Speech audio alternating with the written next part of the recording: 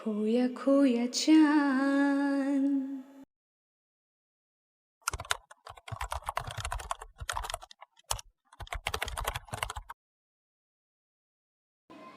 I hope you all are remembering our journey is what's for। बिल्कुल, भला यदि हम यही भूल जाएंगे तो फिर हम अपनी यात्रा जारी कैसे रख पाएंगे। फिर भी मैं आप सबको याद दिलाते हुए आगे बढ़ती हूँ। हम अपनी दुनिया की खोई हुई खूबसूरती को हासिल करने की इच्छा से निकले हैं। आशा करती हूँ एवं पूरे विश्वास से कहती हूँ कि हमें मंजिल अवश्य मिलेगी। तो चलें अपनी यात्रा आरंभ करने। Hello friends, here is Chandra Singh welcoming to all of you on my channel KKC means खोया खोया चांद।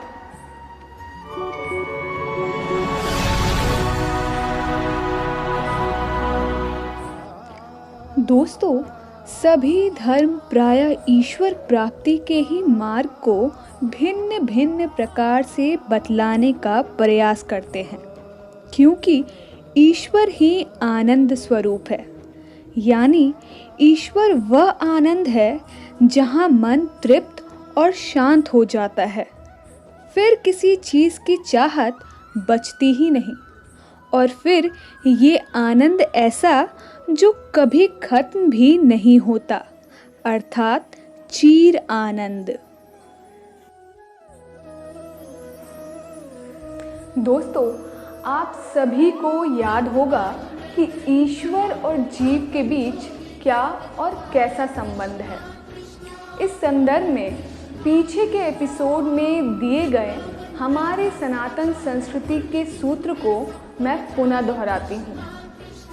ईश्वर अंश जीव अविनाशी, अर्थात हम जीव भी उसी आनंद स्वरूप ईश्वर के ही अंश हैं। दोस्तों, मैं यहाँ एक और बात स्पष्ट करना चाहती हूँ। वह यह है कि हमारी सनातन संस्कृति में जो भी बातें कही गई है या जो भी सूत्र प्रतिपादित किए गए हैं, वह केवल हिंदू मात्र के लिए नहीं किए गए हैं, बल्कि समस्त मानव जाति के लिए कही गई है।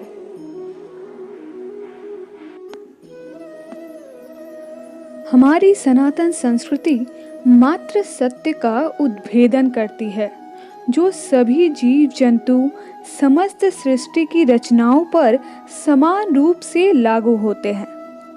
इन सत्य रहस्यों को सहज भाव से खोलकर आपके समक्ष रखती तो जरूर है, मगर फिर भी उसे बाध्यकारी नहीं बनाती। वह केवल आपको ज्ञान चक्षु देती है, अंधेरे को मिटा प्रकाश फैलाती है और आपका मार्गदर्शन करती है, किंतु सब कुछ आपके विवेक पर छोड़ती है।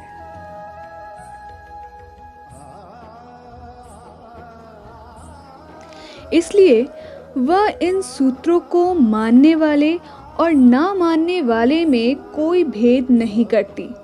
किसी भी भिन्न विचार सोच रखने वाले को अपने धर्म से बेदखल नहीं करती, क्योंकि मानने वाले भी ईश्वर अंश जीव हैं और ना मानने वाले भी ईश्वर अंश जीव ही हैं।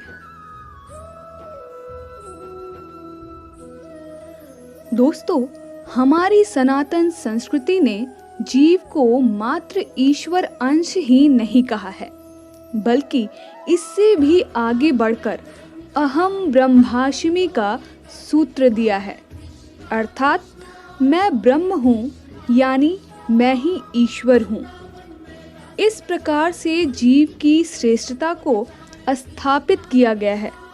ऐसा कहकर यह साफ किया गया है कि जीव जीव में कोई फर्क नहीं है, सभी ईश्वर के ही अंश हैं। हमारी सनातन संस्कृति ईश्वर प्राप्ति का बड़ा सरल सूत्र भी देती है। निर्मल मन जन सो मोहि पावा, मोहि कपट छल छिद्र ना भावा।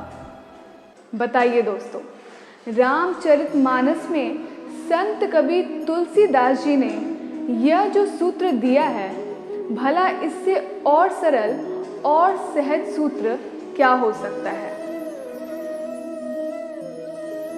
दोस्तों, दरअसल हमारी महान संस्कृति ने ऐसे ऐसे सहज, सरल और सर्वथा सत्य आधारित सूत्रों का निष्पादन किया है कि यदि इसे सच्चे मन से अगर हम अपनाएं तो निश्चित ही समस्त मानव जाति का कल्याण हो जाए और सर्वत्र आनंद रस का संचार हो जाए, जिस आनंद की हम खोज कर रहे हैं।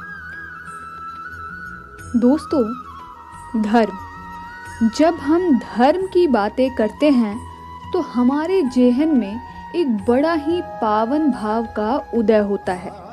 और हो भी क्यों ना, धर्म हमें पावन पवित्रता का ही तो बोध कराता है।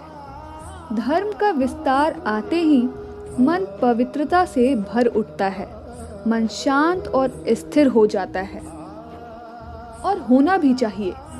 धर्म का मूल उद्देश्य भी यही है जो मानव मन को शांति प्रदान करे, परस्पर प्रेम का भाव जगाए, करुणा और दया का सब में प्रसार करे, कभी भी मन में किसी के प्रति राग द्वेष को ना पनपने दे, किसी के लिए नफरत और घृणा को ना जन्मने दे, एवं कभी भी किसी के लिए भी अमंगल की कल्पना को मन में जागृत ना होने दे।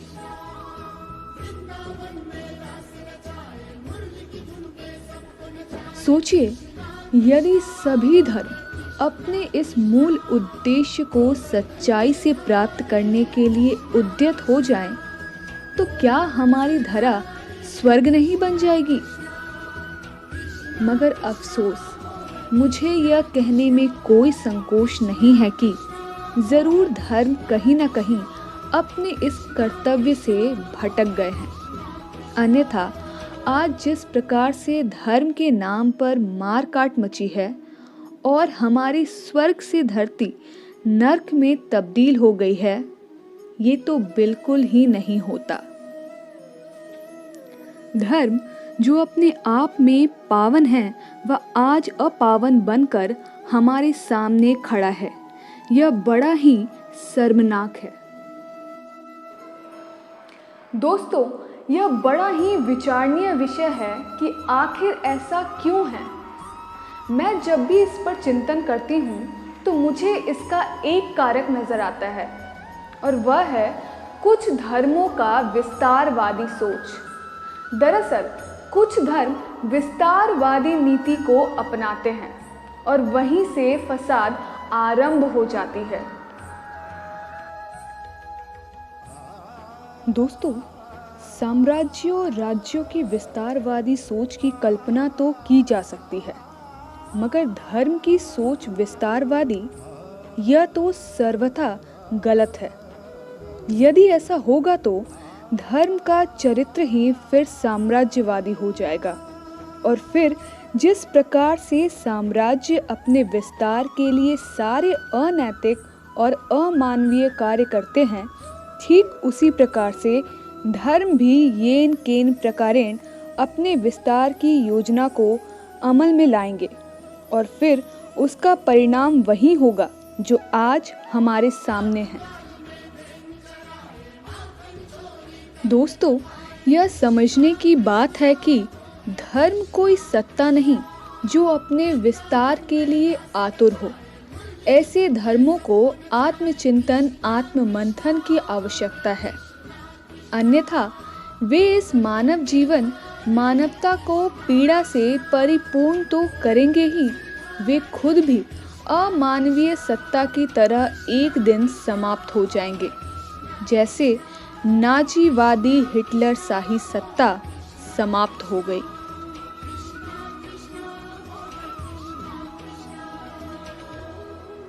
दोस्तों, आज अपने इस महत्वपूर्ण सलाह के साथ विचार यात्रा को विश्राम देती हूँ और इस विश्वास के साथ विदा लेती हूँ कि एक न एक दिन हम इन सत्यों को ज़रूर समझ पाएंगे और मानवता के धर्म को अपनाते हुए इस धरती को स्वर्ग ज़रूर बनाएंगे।